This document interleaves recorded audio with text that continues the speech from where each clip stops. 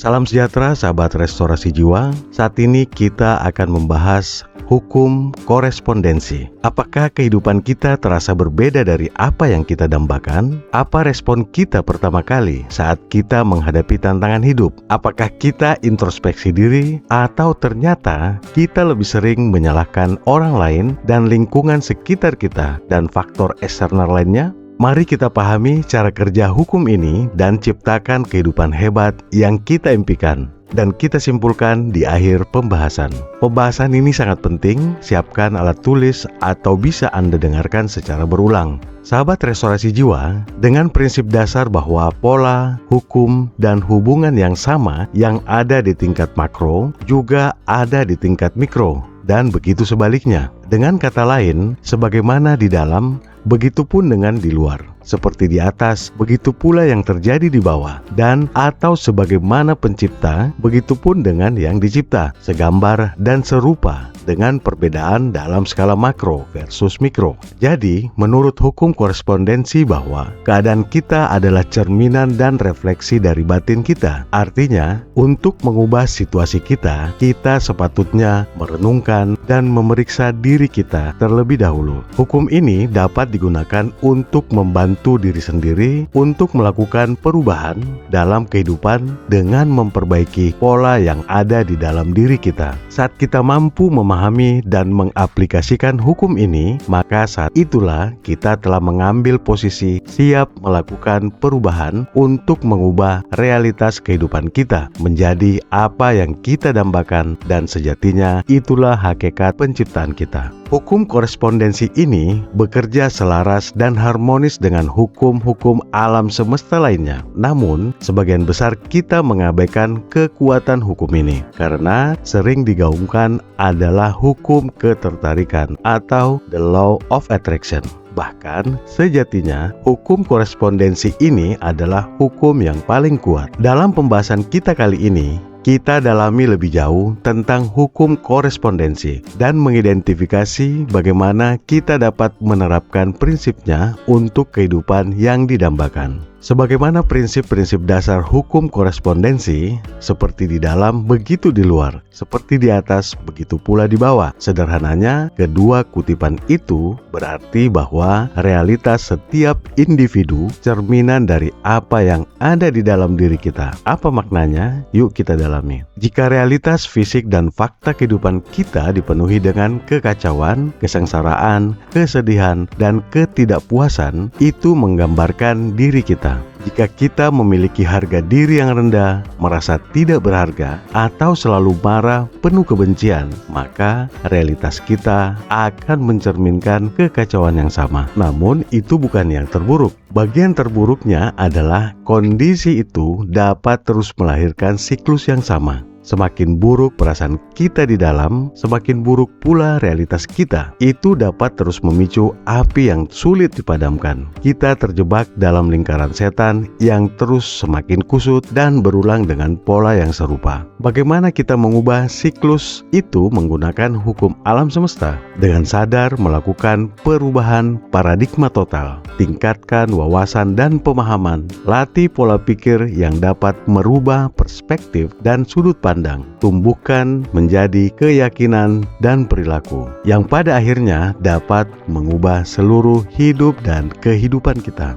Hukum ini bekerja karena kita hanya dapat mengubah kehidupan luar kita dengan mengubah kehidupan batin kita terlebih dahulu. Dengan kata lain, semua transformasi itu kita mulai dari dalam diri. Namun, kebanyakan orang hanya berusaha mengubah bagian luar tanpa mengubah bagian di dalam diri, dan itu adalah perbaikan yang dangkal dan cenderung sia-sia. Sahabat restorasi jiwa, tentunya juga kita menyadari bahwa mengambil alih kendali pikiran tidak semudah mengucapkannya, karena respon otomatis kebanyakan manusia ketika berada dalam kesulitan adalah menyalahkan faktor eksternal. Itu adalah kambing hitam yang tampaknya lebih mudah untuk dihadapi daripada kita mengakui bahwa sejatinya kitalah masalahnya. Dengan menyadari bahwa semua itu terjadi di dalam diri, disitulah transformasi dimulai. Dengan mengakui dan menerima kekurangan kita dan berupaya mengubahnya. Jadi,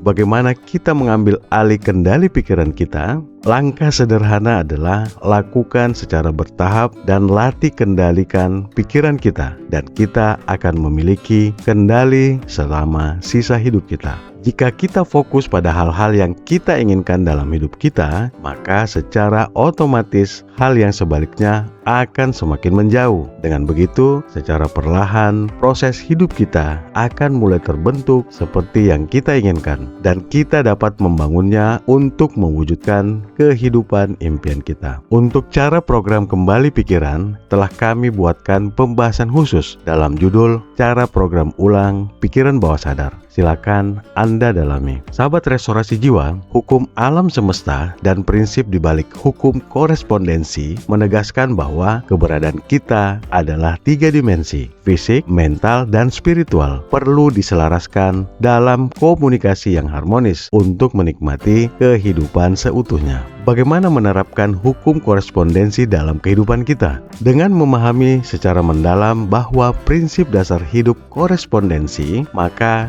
kita sedang mempersiapkan diri kita untuk kehidupan yang kita inginkan.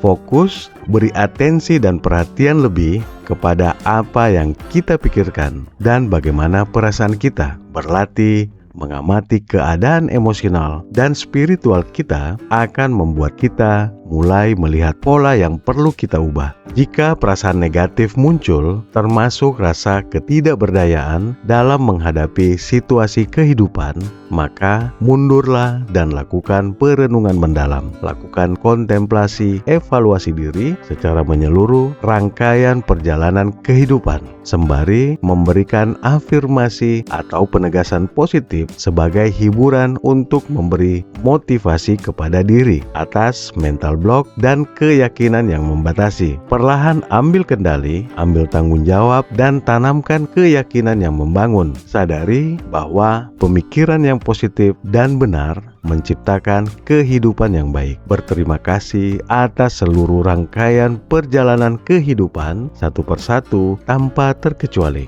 Maka itu akan menumbuhkan dan menghasilkan buah rasa syukur. Dengan demikian, secara psikologis, emosi dan rasa semakin positif dan optimis, semakin damai, semakin tenang, dan semakin penuh perhatian kepada kehidupan. Rasa bahagia semakin meningkat. Dengan rutin melakukan perenungan secara mendalam atau meditasi, maka secara sosial kita menjadi semakin murah hati, penuh kasih sayang, dan lebih pemaaf. Secara fisik, sistem imunitas semakin meningkat, peredaran darah semakin lancar, semakin rileks, dan tidur semakin berkualitas. Bersyukur tidak hanya melahirkan kepositifan dan menghalangi kenegatifan, tetapi juga membuat kita tahan terhadap stres dan membuat kita menyadari kelayakan kita bagi dunia. Untuk optimalisasi hukum ini, sinergikan dengan hukum aksi. Ambil tindakan dan langkah sesuatu untuk secara sadar. Carilah peluang apapun yang membuat kita semakin merasa optimis, dan hindari peluang masuknya rasa apapun yang cenderung meningkatkan pesimisme, termasuk ramainya tontonan-tontonan sampah yang menjual kesedihan, tarung ego, dan keimanan. Dekati lingkungan dan orang-orang yang membuat Anda nyaman dan membangkitkan semangat. Terus melatih dan menata mental